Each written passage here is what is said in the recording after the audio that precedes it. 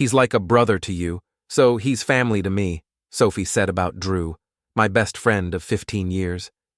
She always had this way of making everything sound so wholesome, so pure. Standing there in our kitchen that Tuesday morning, coffee mug in hand, she looked like the perfect wife any man would be lucky to have.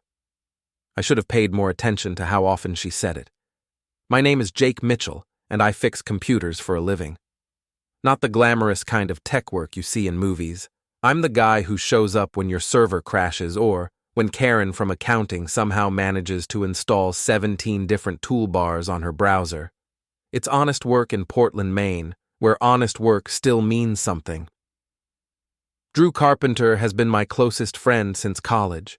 We met in a computer science class neither of us belonged in, bonded over our mutual confusion about algorithms, and somehow managed to stay connected through 2 decades of life changes. While I went into practical IT support, Drew found his calling in financial consulting. Different paths, same friendship. Or so I thought.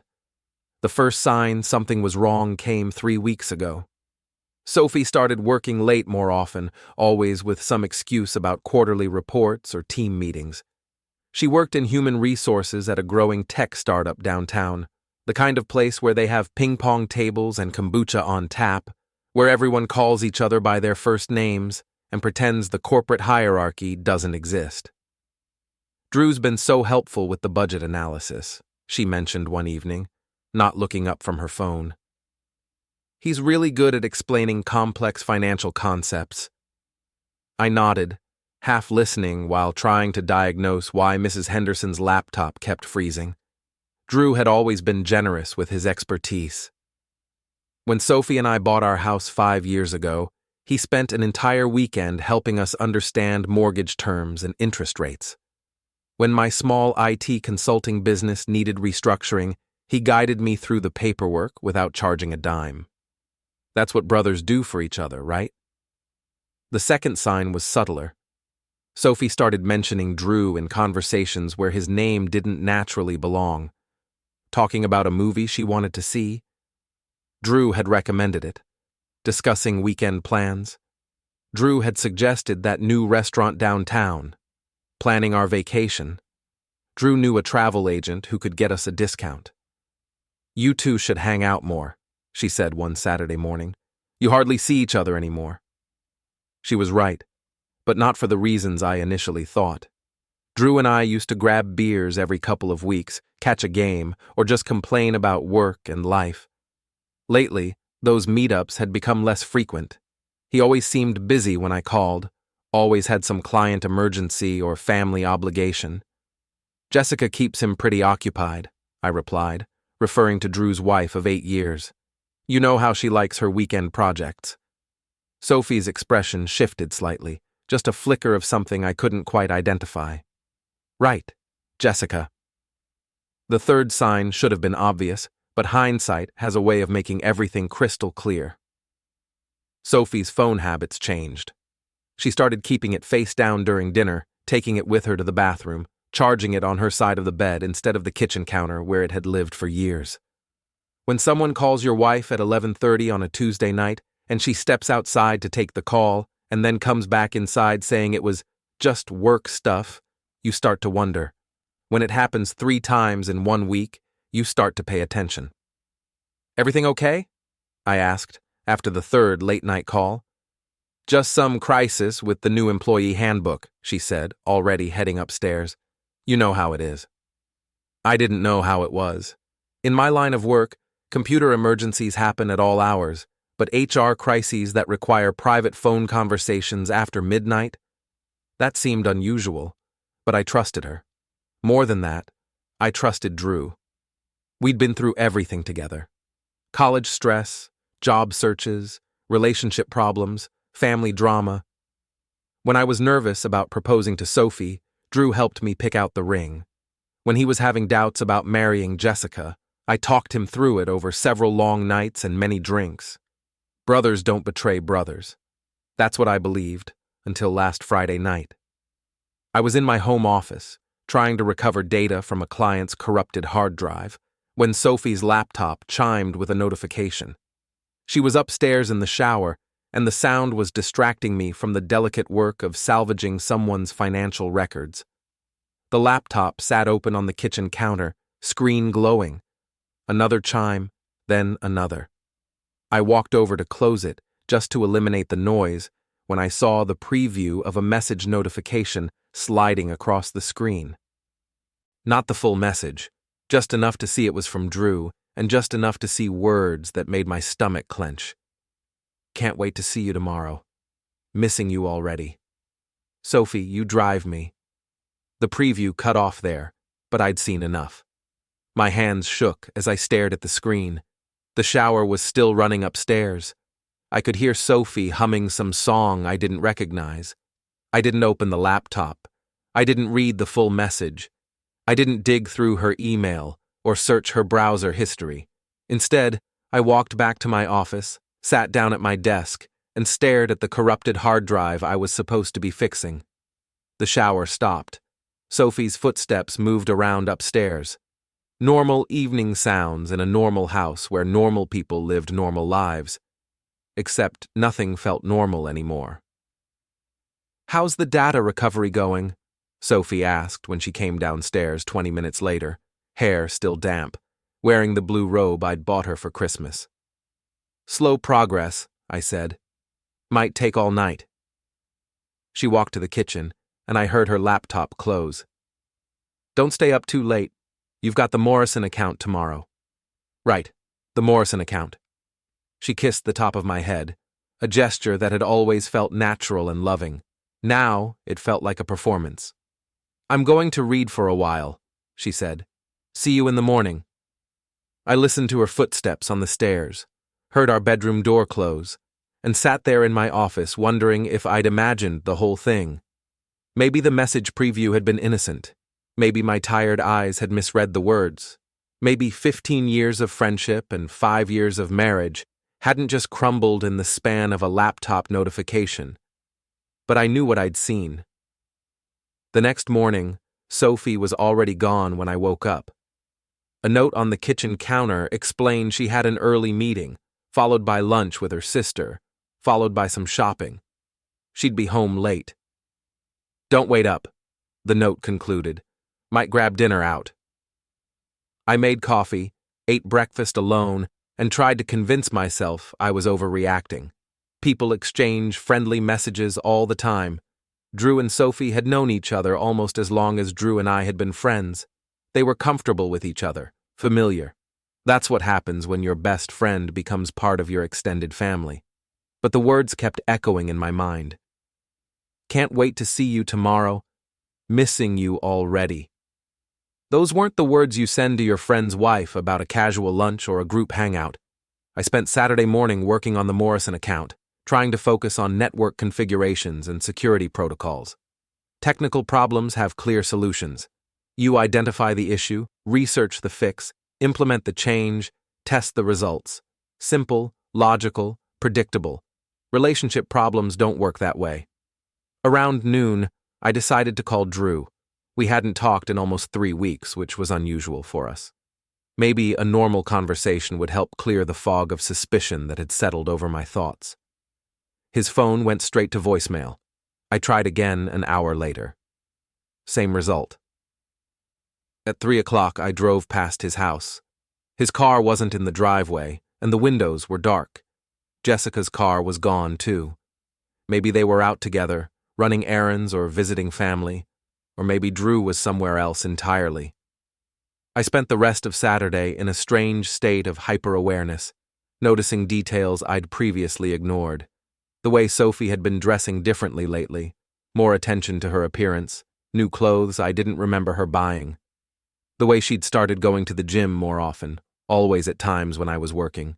The way she'd become protective of her phone, her laptop, her schedule. Small changes, individually meaningless. Together, they painted a picture I didn't want to see. Sophie came home at 9:30 that night, carrying shopping bags from stores I knew she couldn't afford on her salary. "Good day?" I asked.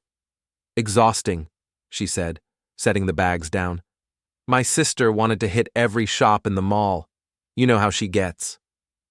I nodded, though I couldn't remember the last time Sophie had mentioned plans with her sister. They talked occasionally, but shopping trips weren't really their thing. Find anything good? She showed me a dress, elegant, expensive-looking, definitely not something she'd wear to work or around the house. For the company party next month. Our company didn't have parties. My clients were small businesses and individual users who paid me to fix their computers and set up their networks. But I didn't point that out. "It's nice," I said. She smiled, kissed my cheek, and headed upstairs with her purchases. I sat in the living room for a long time that night, listening to the normal sounds of our house settling, trying to figure out what to do with the growing certainty that my wife was lying to me and my best friend was helping her do it.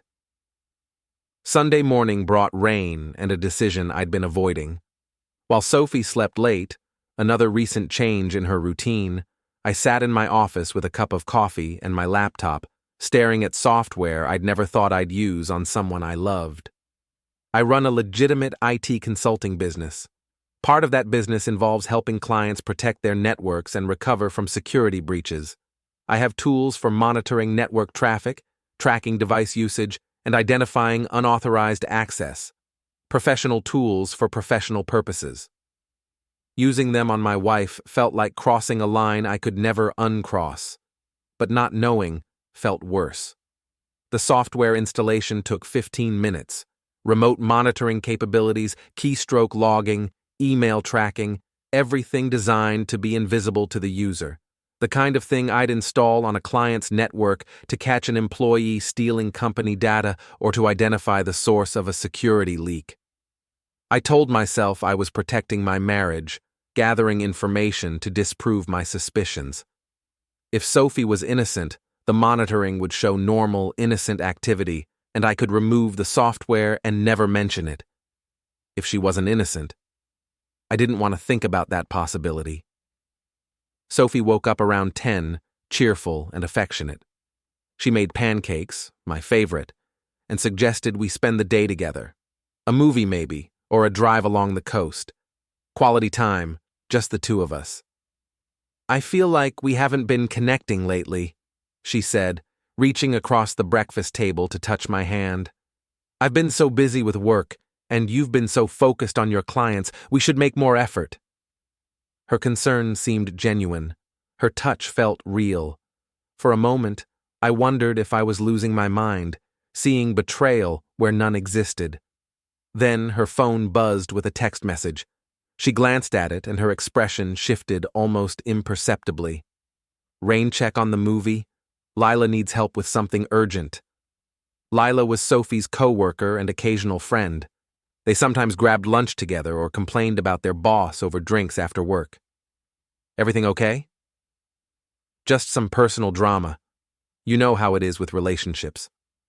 I knew how it was, but I was starting to suspect I didn't know anything at all.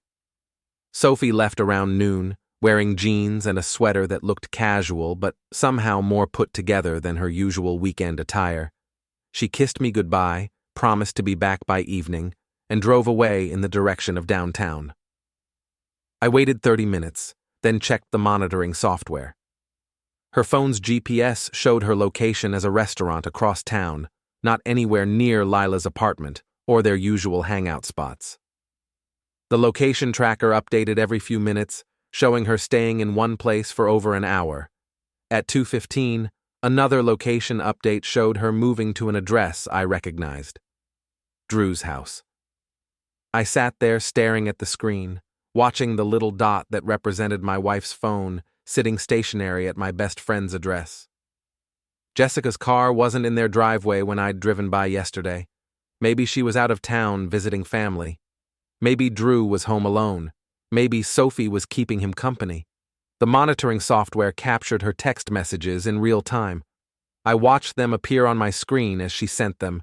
"Here, parking around back like you said. Coast is clear, doors unlocked. 2 hours max. Jake thinks I'm with Lila." Each message felt like a physical blow, clear, undeniable evidence that my wife was lying to me, that she was sneaking around with my best friend, that they had established routines and systems for their deception. I wanted to drive over there immediately, to confront them, to demand explanations. But something held me back. Maybe cowardice, maybe the need for more information, maybe the faint hope that there was still some innocent explanation. Instead, I sat in my office and watched the GPS tracker, feeling like a voyeur in my own life. At 4:30, Sophie's phone started moving again. The tracker showed her driving back across town, stopping at a grocery store for 20 minutes, then heading home. She arrived at 5:45 with bags of groceries and a story about helping Lila organize her closet and listening to her complain about her boyfriend. "You're so lucky to have a stable relationship," Sophie said while putting away milk and bread. "Some people just can't figure out how to make things work." The irony was suffocating. "Did you get everything sorted out?" I asked. "I think so. Sometimes people just need someone to listen, you know?" I knew. But I was beginning to understand that listening and understanding were two very different things. That night, Sophie was more affectionate than she'd been in weeks. She suggested we watch a movie together, made popcorn, curled up next to me on the couch like we used to do when we were first married. She seemed relaxed, happy, content. I felt like I was living with a stranger. The next morning brought the email that changed everything. I was checking my work messages over coffee when an unfamiliar address appeared in my inbox. The sender was listed as concerned friend, and the subject line read, "Something you need to see." No text in the body of the email, just an attachment labeled screenshots. I almost deleted it. Spam emails with suspicious attachments were part of my daily routine. I usually cleared them out without a second thought. But something about the timing made me pause. I opened the attachment. 23 screenshots of text message conversations between Sophie and Drew spanning the last 6 months. Messages that started friendly and gradually became intimate, then explicit, then logistical. "Jake's working late again, perfect timing. Can't stop thinking about yesterday afternoon. He suspects nothing. Still talks about you like you're his brother. Jessica's visiting her mother next weekend. Whole house to ourselves. I feel terrible lying to him, but I can't give this up. He's a good guy, but he's not you." The messages painted a complete picture. Not just an affair, but a systematic deception that had been going on for months. They had established patterns, favorite meeting places, elaborate cover stories. They discussed me like I was an obstacle to be managed, a problem to be solved. The final screenshot was from 2 days ago, yesterday, while Sophie was supposedly helping Lila with her relationship problems. 2 hours wasn't enough. Need more time with you. Soon. Jake's got that big client presentation this week. I'll think of something. I read through all 23 screenshots twice, then sat back in my chair and tried to process what I'd learned. My wife had been cheating on me with my best friend for 6 months. They had been planning their meetings around my work schedule. They talked about me like I was an inconvenience, and someone else knew about it. Someone who cared enough to send me proof. The email address gave no clues about the sender's identity. Concerned friend could be anyone, a mutual acquaintance, a co-worker, a stranger who'd somehow stumbled across their messages, or it could be someone much closer to the situation. I thought about Jessica, Drew's wife, quiet, observant Jessica who worked as a graphic designer and always seemed to notice details other people missed. Jessica, who had been married to Drew for 8 years and would have the access and motivation to discover his affair. Jessica, who might be just as betrayed and angry as I was. I stared at the email for a long time, trying to decide what to do next. Part of me wanted to confront Sophie immediately, to throw the screenshots in her face and demand explanations. Part of me wanted to call Drew and scream at him until my voice gave out. But a larger part of me wanted to understand the full scope of their deception before I acted. 6 months was a long time. How many lies had they told? How many mutual friends knew or suspected? How elaborate was their system of cover stories and alibis? And most importantly, what was I going to do about it? I forwarded the screenshots to my personal email account, then replied to the concerned friend message with a simple question. Can we talk? The response came back within an hour. Coffee shop on Elm Street. Tomorrow, 7 p.m. I'll be wearing a red scarf. No signature, no additional information. Just a time and place to meet with someone who knew my wife was cheating on me with my best friend. I spent the rest of Monday in a fog, going through the motions of work while my mind raced with questions and possibilities. Sophie came home at her usual time, cheerful and chatty, asking about my day and sharing stories from her office. Drew stopped by work today, she mentioned casually while we ate dinner. He was meeting with our CFO about some consulting project. We chatted for a few minutes. The lie came so easily, so naturally. She looked me in the eye while delivering it, her expression open and innocent. How's he doing? I asked. Good. Busy with work. Jessica's been traveling a lot for her job, so he's been keeping himself occupied. Another lie, delivered with the same casual confidence. We should have them over for dinner soon, I suggested. It's been too long. Sophie's smile flickered for just a moment. That sounds nice. I'll mention it to him next time I see him. Next time she saw him. As if their encounters were random, coincidental meetings rather than carefully planned affairs. I went to bed that night knowing I was living in a house built on lies, sleeping next to someone who had become a stranger. Sophie curled up against me like she always did, her breathing slow and peaceful, while I stared at the ceiling and wondered how long she'd been pretending. The coffee shop on Elm Street was one of those deliberately quirky places with mismatched furniture and local art covering the walls. I arrived 15 minutes early, ordered a black coffee, and chose a table near the back where I could watch the entrance. At exactly 7 o'clock, a woman in a red scarf walked through the door. Jessica Carpenter looked around the cafe, spotted me, and walked over with the measured pace of someone who had rehearsed this moment in her mind. Jake, she said, sitting down across from me. Jessica. We studied each other for a moment. I'd known Jessica for almost as long as I'd known Drew, but we'd never been particularly close. She was quiet at social gatherings, thoughtful, the kind of person who observed more than she participated. Drew was the talker in their relationship, the one who told stories and made jokes and commanded attention. Now I wondered what Jessica had been observing all these years. Thank you for coming, she said. Thank you for the screenshots. She nodded, then pulled out her phone and set it on the table between us. There's more. A lot more. For the next hour, Jessica walked me through the evidence she'd been collecting for the past month. Screenshots of messages, credit card statements showing charges at restaurants and hotels, calendar entries that didn't match the stories Drew had told her. I found the first message by accident, she explained. Drew left his phone on the kitchen counter while he was in the shower. It lit up with a notification from Sophie, and I saw just enough to know it wasn't innocent. The same way I'd discovered their affair, a careless moment, a glimpse of something that didn't belong. How long have you known? I asked. Suspected for about 2 months, confirmed for 4 weeks. I've been trying to figure out what to do about it. Jessica had been more thorough than me. While I'd been installing monitoring software and wrestling with doubt, she'd been systematically documenting her husband's betrayal.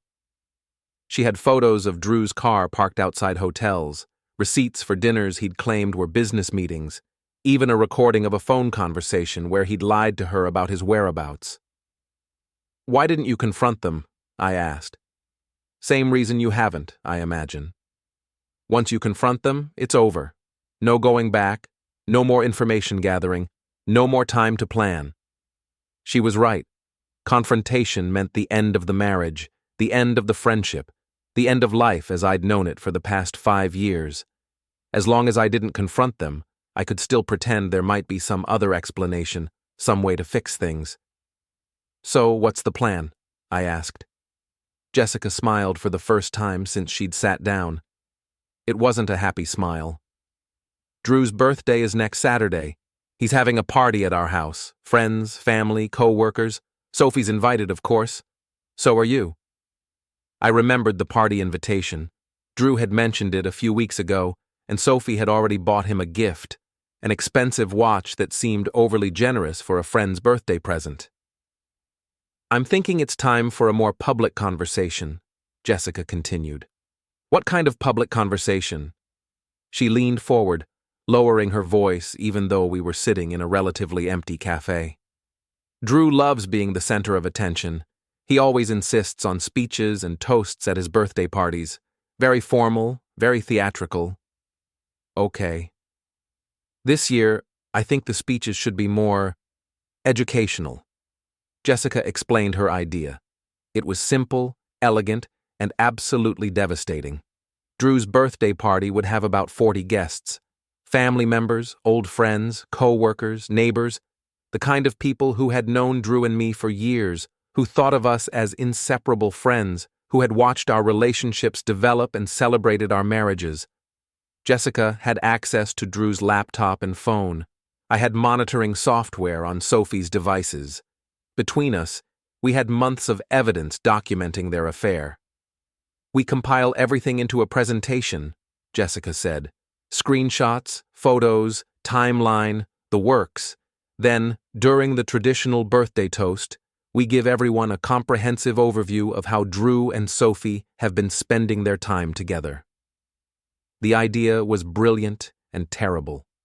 Public humiliation on a scale that would destroy not just their affair, but their reputations, their relationships with friends and family, their ability to pretend the betrayal had been a minor mistake.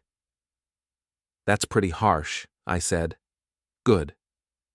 Jessica's voice carried a coldness I'd never heard from her before. Quiet, thoughtful Jessica had been planning revenge while the rest of us went about our normal lives. You don't have to participate, she added. I can handle the presentation myself, but I thought you deserved the opportunity to be involved. I thought about Sophie curled up against me in bed, lying so easily about her day, making plans for our future, while conducting an affair with my best friend. I thought about Drew, who had helped me pick out an engagement ring and plan a proposal, who had been the best man at my wedding, who called me his brother while sleeping with my wife. What do you need from me? I asked. We spent another hour planning the details. Jessica would compile the presentation using her graphic design skills. I would provide additional screenshots and monitoring data from Sophie's devices. We would coordinate our stories for the party, making sure we were both present when the revelation happened. One more thing, Jessica said as we prepared to leave. After Saturday night, they'll probably try to turn this around on us. Make us the villains for exposing them publicly instead of handling it privately. They'll play the victim, claim we're being vindictive. Are we being vindictive? Absolutely. And they've earned every bit of it. I drove home that night with a strange sense of purpose I hadn't felt in weeks. The uncertainty was over, the planning had begun, and in 5 days, my wife and best friend would face the consequences of their choices. Sophie was already in bed when I got home, reading a novel and looking perfectly content. How was your evening? She asked. Productive. Had coffee with a potential client. The lie came easily. Apparently, deception was contagious. That's great. New business is always good. She marked her place in the book and set it aside. I was thinking about what you said yesterday, about having Drew and Jessica over for dinner. Maybe we should wait a few weeks. Jessica mentioned that Drew's been stressed about work lately. Another lie, delivered with practiced ease. When did you talk to Jessica? She called this afternoon while you were out. Just catching up, girl talk. I nodded, wondering if Sophie had any idea that Jessica was planning to destroy her life in 5 days. Drew's birthday party should be fun, I said. Should be. He always goes all out for his parties. Sophie turned off her bedside lamp and settled under the covers. Good night, honey. Good night. I lay there in the dark, listening to her breathing gradually slow and deepen, thinking about speeches and presentations and the look on Drew's face when he realized his carefully constructed lies were about to collapse in front of everyone he knew. 5 more days. The week leading up to Drew's birthday party passed in a surreal haze of normal routine and secret preparation. Sophie went to work, came home, made dinner, and chatted about her day as if nothing had changed. I fixed computers, met with clients, and responded to her conversations with appropriate nods and comments, while my mind focused entirely on Saturday night. Jessica and I exchanged emails through secure accounts, sharing files and coordinating details. She had created a devastating presentation, 40 slides of evidence arranged chronologically, showing the progression of Drew and Sophie's affair from friendly conversations to elaborate deception. The presentation was titled, "Family Bonds, a 6-month Journey." I thought about calling it "Brotherly Love," Jessica wrote in one email, but that seemed too obvious.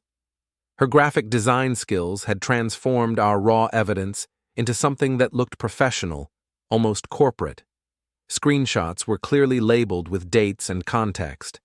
Timeline graphics showed the correlation between their meetings and our work schedules. Even their most intimate messages were presented with clinical precision. It was going to destroy them. Wednesday evening, Sophie announced she'd bought Drew's birthday gift. "I think he'll really like it," she said, showing me an expensive watch in an elegant box. It's similar to one he mentioned admiring a few months ago.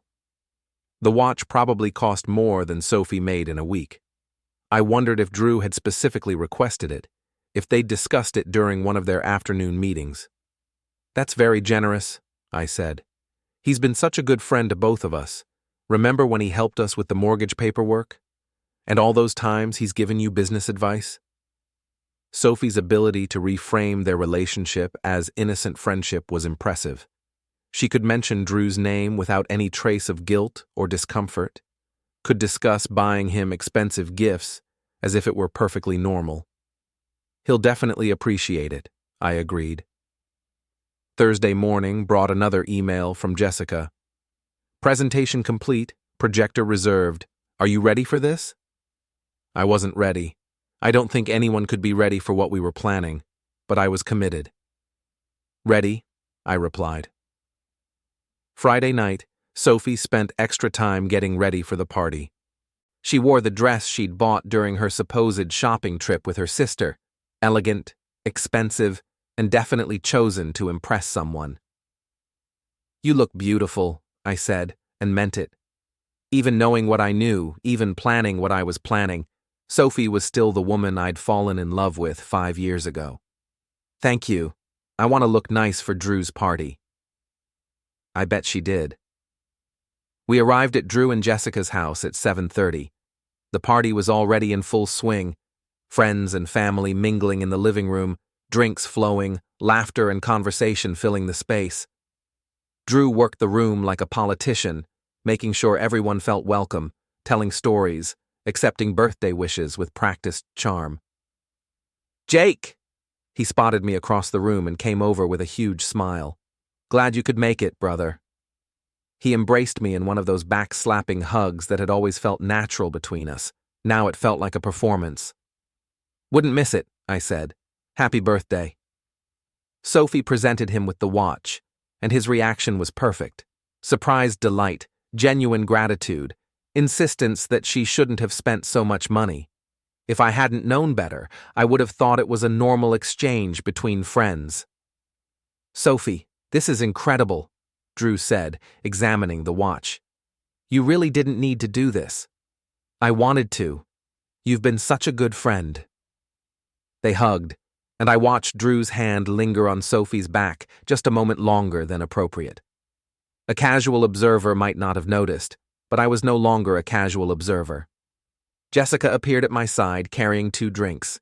She looked calm, composed, ready. "Everything set up?" I asked quietly. "Projectors ready, laptops connected, presentations loaded, just waiting for the toast." The toast was a Drew birthday tradition. Around 9 o'clock, he would call for everyone's attention, thank them for coming, and invite a few people to share memories or well wishes.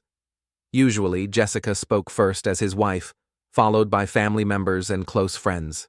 Tonight would be different.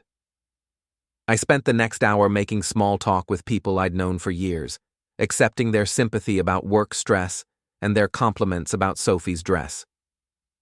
Drew's mother asked about our vacation plans. His brother wanted to know if I was still helping Drew with his computer problems. Sophie's co-workers complimented her on the watch she'd chosen for Drew. Everyone was so normal, so innocent, so completely unaware of what was about to happen. At 9:15, Drew tapped his glass with a knife and called for attention. "Thank you all for being here tonight," he began. "Birthdays are a time for reflection, for appreciating the people who matter most in our lives. I'm incredibly grateful for my family, my friends, and especially for my beautiful wife, Jessica." He raised his glass toward Jessica, who smiled and nodded. "As is tradition, I'd like to invite a few people to share some thoughts. Jessica, would you like to start us off?" "I'd be delighted." Jessica moved to the front of the room, and I noticed her positioning herself near the projector. The lights were already dimmed for ambiance. "Thank you, honey. I've prepared a little presentation about Drew's year.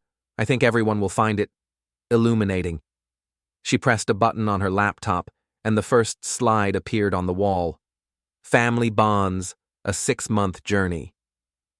The room fell quiet as people tried to process what they were seeing. This wasn't the usual birthday toast format.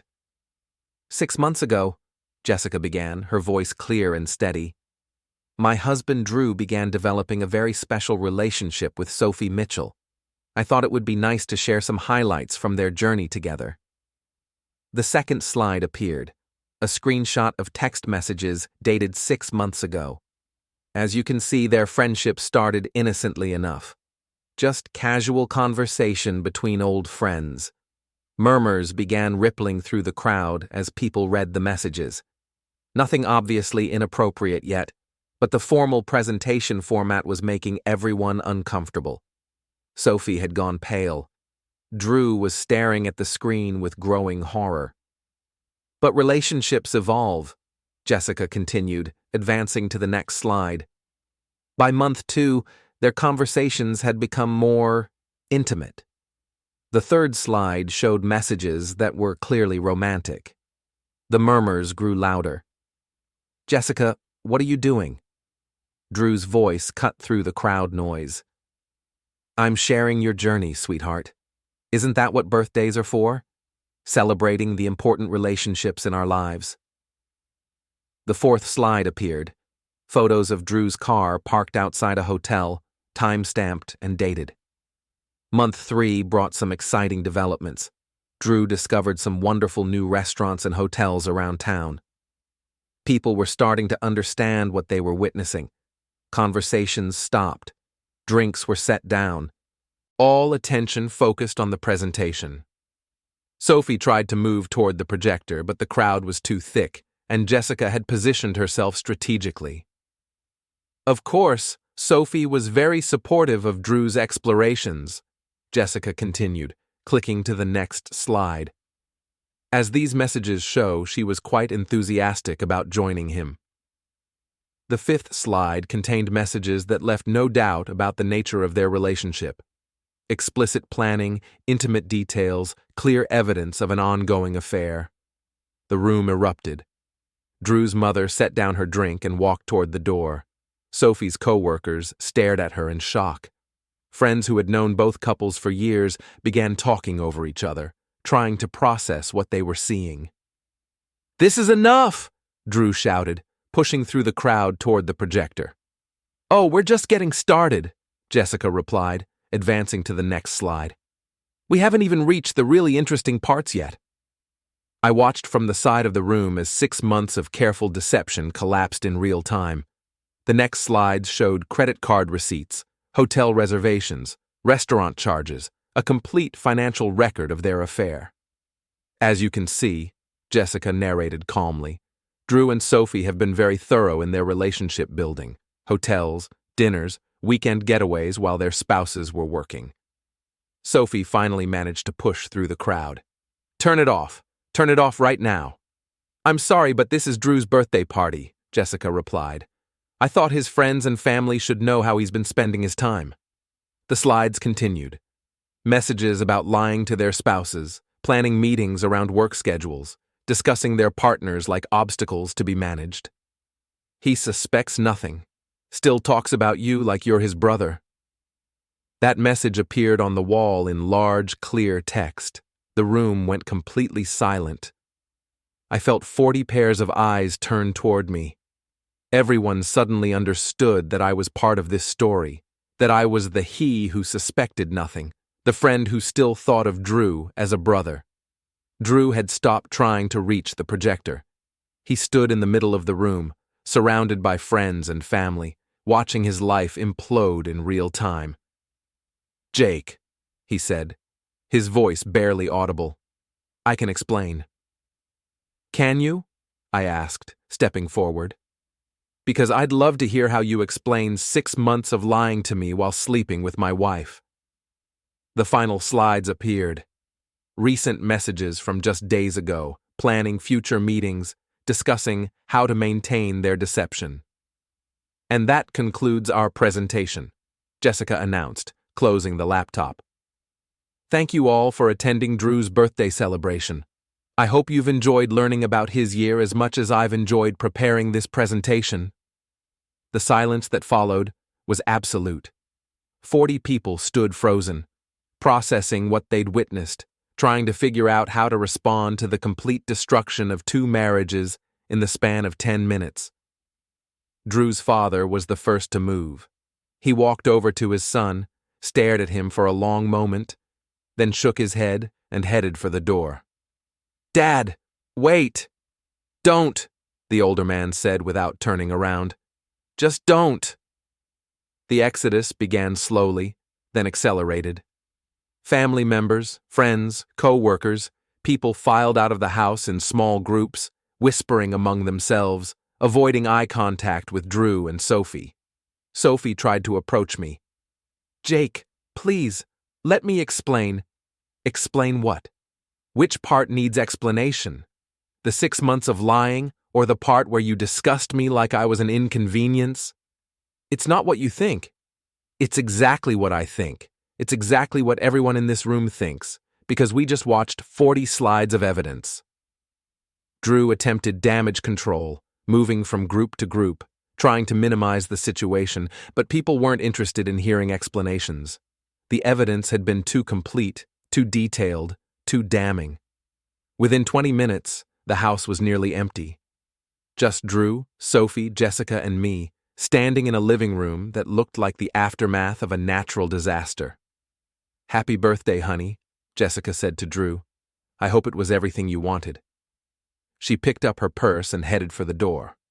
Where are you going? Drew called after her. Anywhere but here. I looked at Sophie, who was crying now, mascara running down her cheeks. 6 months, I said. 6 months of lying to my face every single day. I never meant for it to happen. But it did happen. And you chose to keep it happening. Every day for 6 months, you chose to lie to me and sneak around with my best friend. I headed for the door. Jake, wait! We need to talk about this. No, I said, not turning around. We really don't. I walked out of Drew's house and into the cool October night, leaving behind 5 years of marriage and 15 years of friendship. Behind me, I could hear Sophie crying and Drew trying to comfort her. The irony wasn't lost on me. Even now, after their public humiliation, they still had each other. I got in my car and drove home to an empty house, wondering what came next. The house felt different when I returned from Drew's birthday party. Same furniture, same layout, same photographs on the walls, but the atmosphere had fundamentally changed. This was no longer the home Sophie and I had built together. It was just a place where I happened to live, filled with reminders of a relationship that had been revealed as a lie. I poured myself a drink and sat in my office, staring at the computer screen where I'd first discovered evidence of their affair. The monitoring software was still running, still tracking Sophie's location and messages, but I didn't need it anymore. The truth was out, documented, and witnessed by 40 people who would never look at any of us the same way again.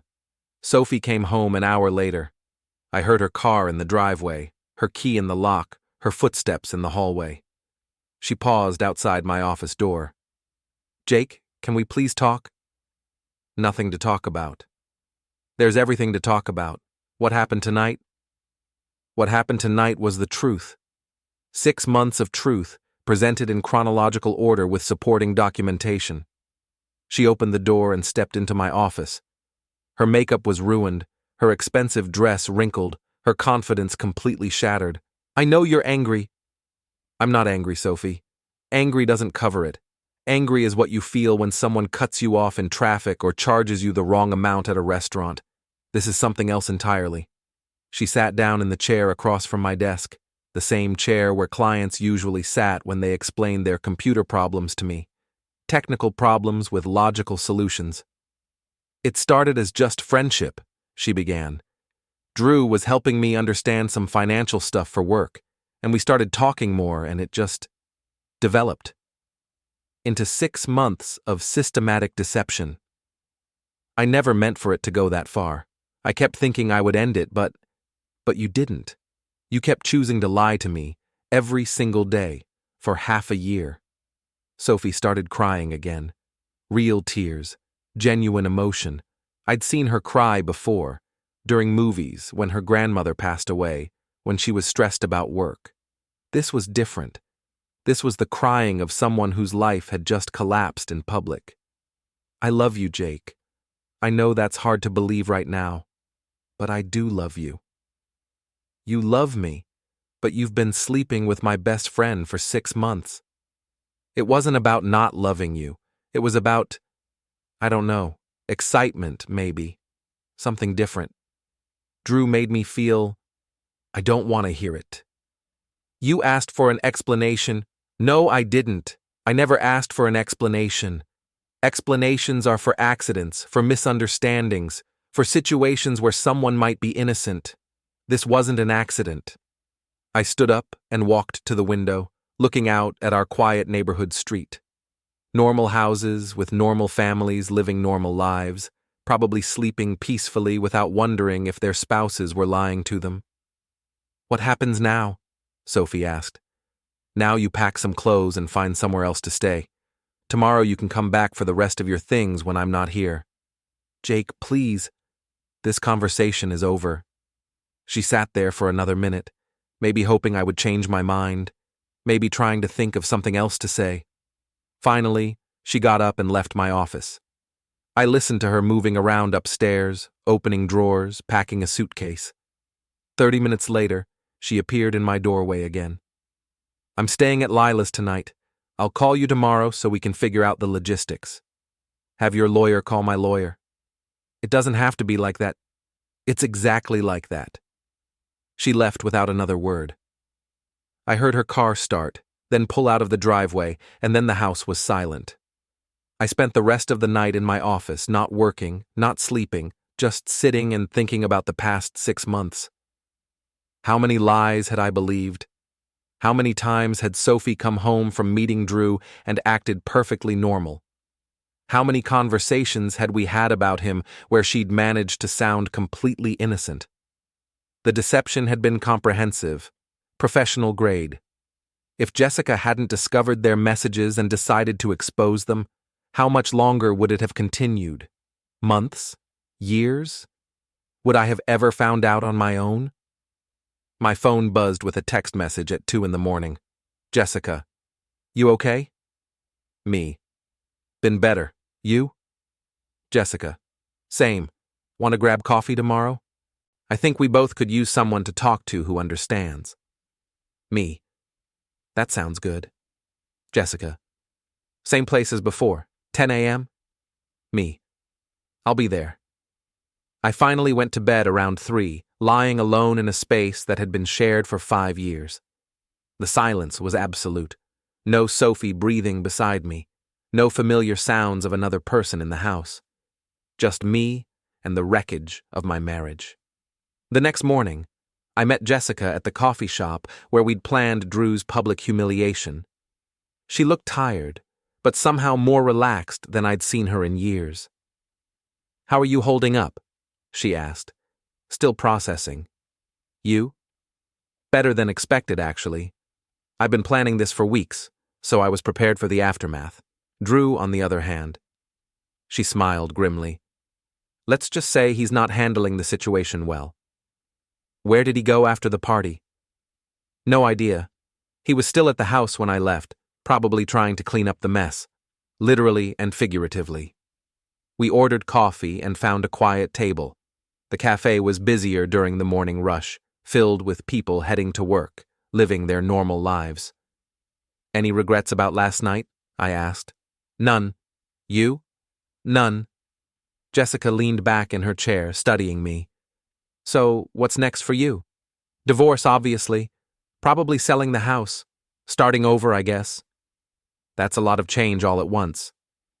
"Better than living a lie." She nodded.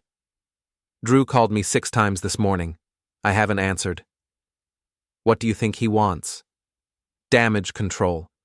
He's probably figured out that last night was just the beginning, not the end. Word's going to spread. People are going to take sides. His business reputation, his family relationships, his social circle, everything's going to be affected." Jessica was right. Drew's financial consulting business depended heavily on personal relationships and trust. Having 40 people witness evidence of his elaborate deception wasn't exactly great marketing. "Good," I said. "I was thinking," Jessica continued, "we should probably coordinate our stories going forward. People are going to ask questions, want details, try to figure out exactly what happened and when." "What kind of coordination?" "Simple stuff.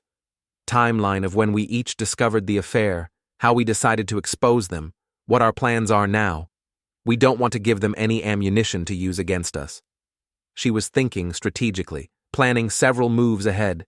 I was still stuck on the basic fact that my wife had been cheating on me with my best friend. "You're really good at this," I said. "Good at what?" "Planning, strategy, revenge." Jessica smiled. "I've had a lot of time to think about it. Plus, I work in graphic design. I'm used to managing complex projects with multiple moving parts." We spent the next hour discussing practical matters. Jessica was filing for divorce immediately and had already consulted with a lawyer. She was keeping the house since Drew would likely have trouble making mortgage payments once his business clients learned about his character issues. "What about you?" she asked. "Haven't thought that far ahead yet." "You should. Sophie's going to try to make this your fault somehow. She'll claim you were neglectful, or that you drove her to cheat, or that you're being unreasonably vindictive by not forgiving her. Let her try. I'm serious, Jake. You need to protect yourself legally and financially. Don't let her guilt you into making bad decisions." Jessica was right, but I wasn't ready to think about lawyers and asset division and custody arrangements for a marriage that had ended less than 12 hours ago. "Can I ask you something?" I said. "Sure." "How long did you know before you decided to do something about it?" Jessica considered the question. "I suspected something was wrong for about 2 months before I found the first message. Then it took me another month to gather enough evidence to be certain, then another month to decide how to handle it." "Why the public humiliation? Why not just confront them privately?" "Because private confrontation would have given them the opportunity to minimize it, to claim it was a mistake, to beg for forgiveness, and promise it would never happen again. Public exposure eliminated those options. You wanted to make sure there was no going back. For any of us. Drew and Sophie can't pretend this was a minor indiscretion. You and I can't be talked into giving them second chances. Everyone who knows us understands exactly what happened and why our marriages ended." Jessica had orchestrated the complete destruction of 2 relationships in 10 minutes, and she'd done it with the precision of someone who understood that half measures would only prolong the pain. "No regrets?" I asked again. "None," she repeated. "They made their choices for 6 months. Last night, I made mine." I drove home feeling like I had an ally in whatever came next. Jessica understood the scope of the betrayal, the systematic nature of the deception, the complete violation of trust that Drew and Sophie had committed. More importantly, she understood that some betrayals can't be forgiven and some relationships can't be repaired. My phone had 17 missed calls from Sophie and 4 voicemails I didn't bother listening to. I turned it off and spent the rest of the day beginning the process of disentangling 5 years of shared life. Bank accounts, insurance policies, utility bills, mortgage payments, all the mundane details that bind 2 lives together and make separation complicated even when the emotional decision is clear. By evening, I had a list of tasks that would take weeks to complete. Lawyers to consult, documents to gather, assets to divide, a house to sell or refinance. The practical work of ending a marriage built on lies. 3 weeks after Drew's birthday party, the full scope of the aftermath became clear. Word had spread through our social circle with the efficiency of a computer virus, reaching people who hadn't even been at the party. Everyone had an opinion, everyone wanted details, and everyone seemed to have a theory about what had really happened. Sophie had moved in with her sister temporarily, but their relationship was strained. According to mutual friends, Sophie's family was having trouble reconciling the daughter and sister they knew with the woman who had conducted a 6-month affair with her husband's best friend. Drew's situation was worse. His business was suffering as clients questioned his character and reliability. His parents had stopped speaking to him entirely.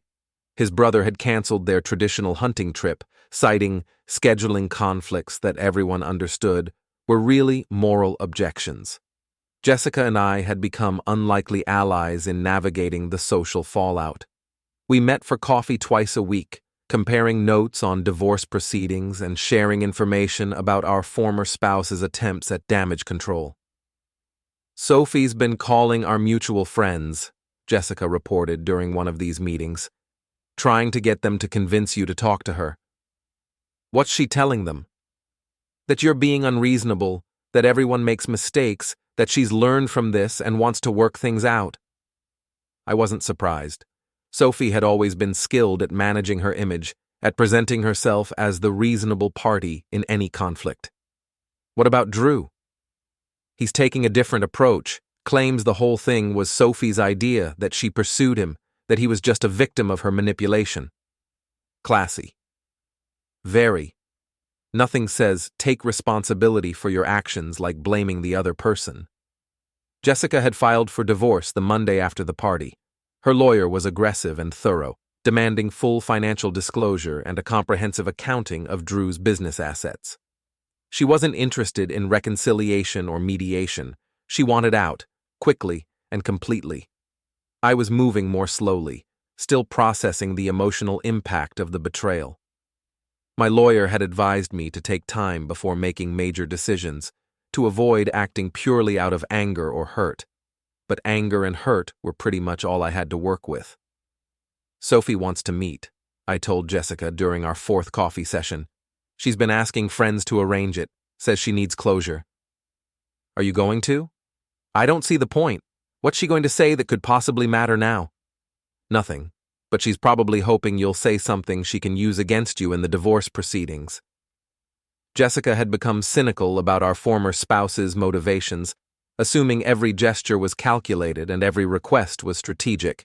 She was probably right. "My lawyer says I should document everything," I continued. "Keep records of all communication, save all messages, treat this like a business transaction rather than the end of a relationship." "Good advice. Feels weird, though. 5 years of marriage reduced to evidence and documentation." "That's what happens when someone destroys trust," Jessica said. "Everything becomes transactional because you can't assume good faith anymore." She was right, but it was a depressing way to view the situation. Sophie and Drew had turned our relationships into adversarial proceedings where every interaction had to be analyzed for hidden motives. "Can I ask you something?" Jessica said. "Do you think they're still seeing each other?" I'd been wondering the same thing.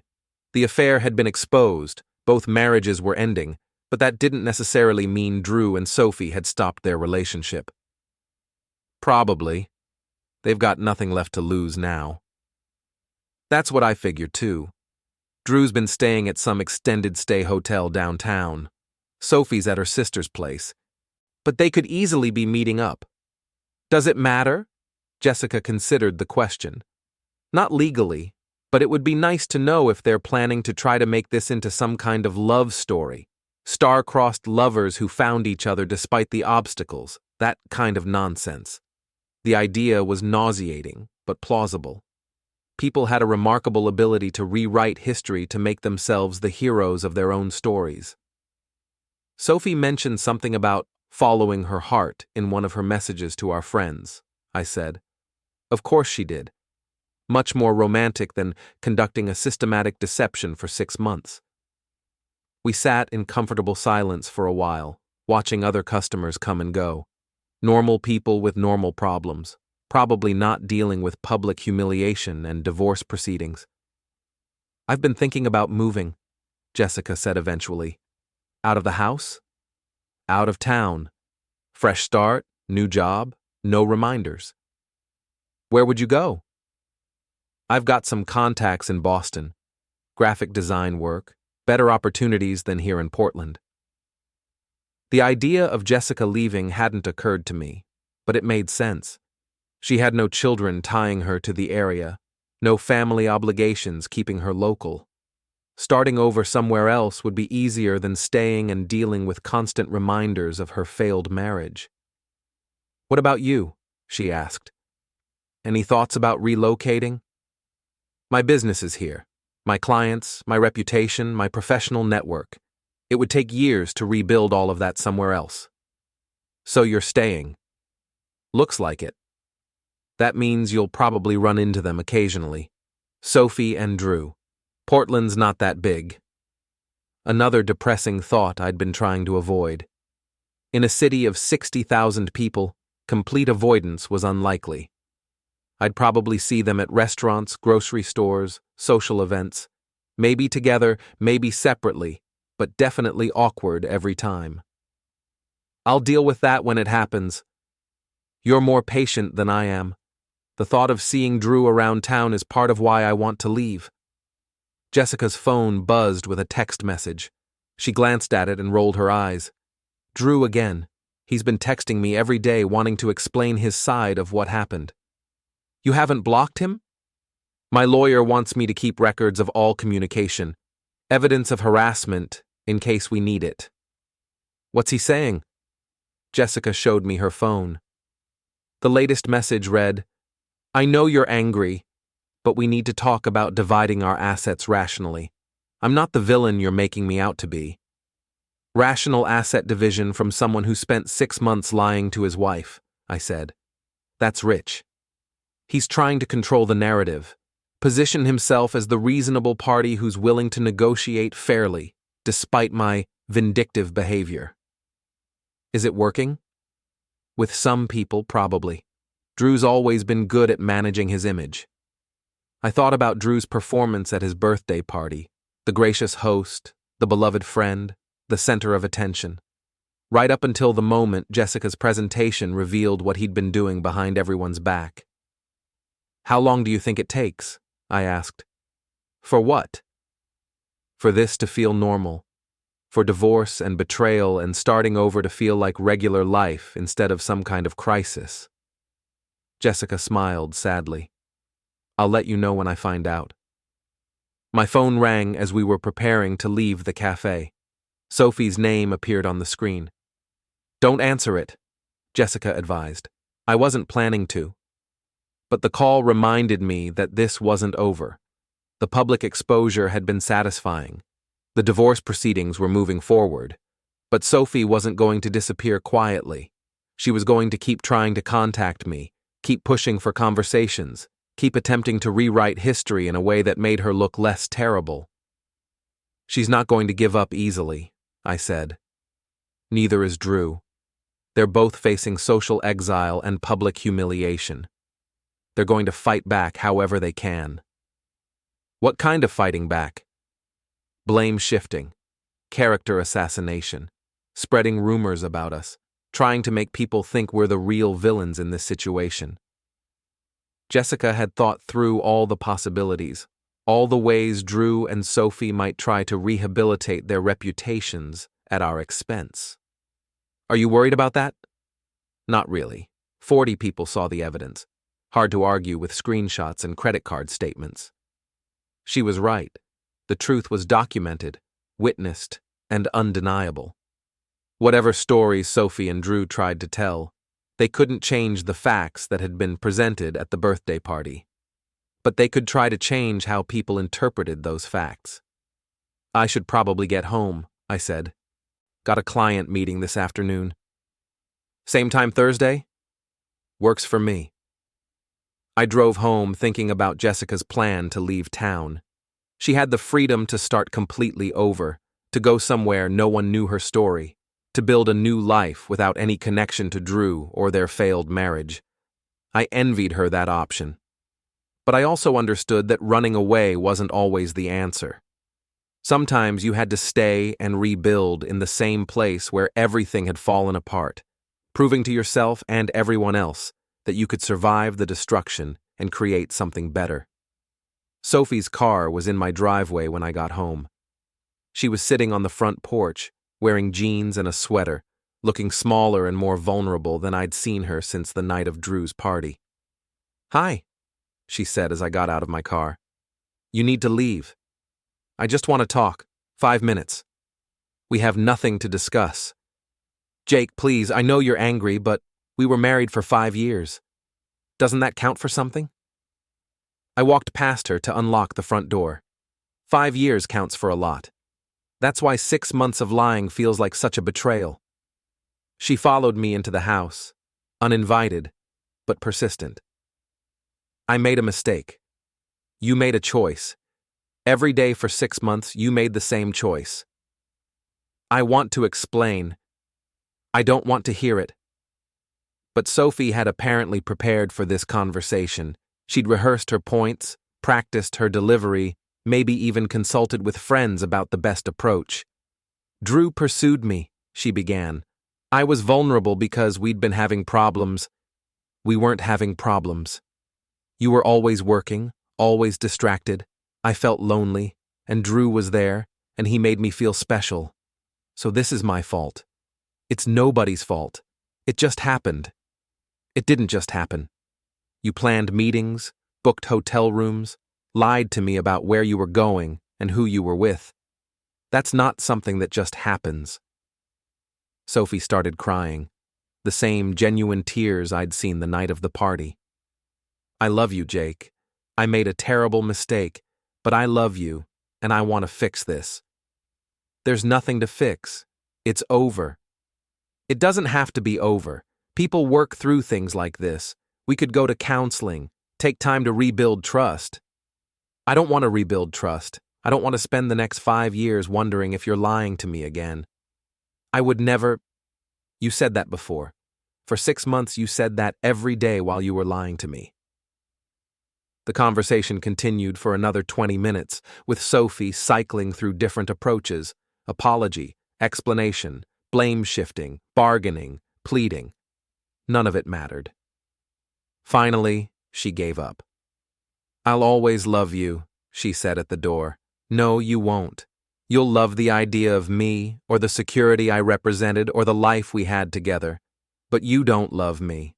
If you loved me, you wouldn't have spent 6 months lying to my face." She left without another word, and I locked the door behind her. The house felt quiet and empty, but also clean somehow, like a fever breaking, or a storm finally passing. I had work to do, clients to call, a business to run. Normal life, moving forward one day at a time. The past was documented, exposed, and finished. The future was uncertain, but entirely mine to decide. For the first time in weeks, that felt like enough.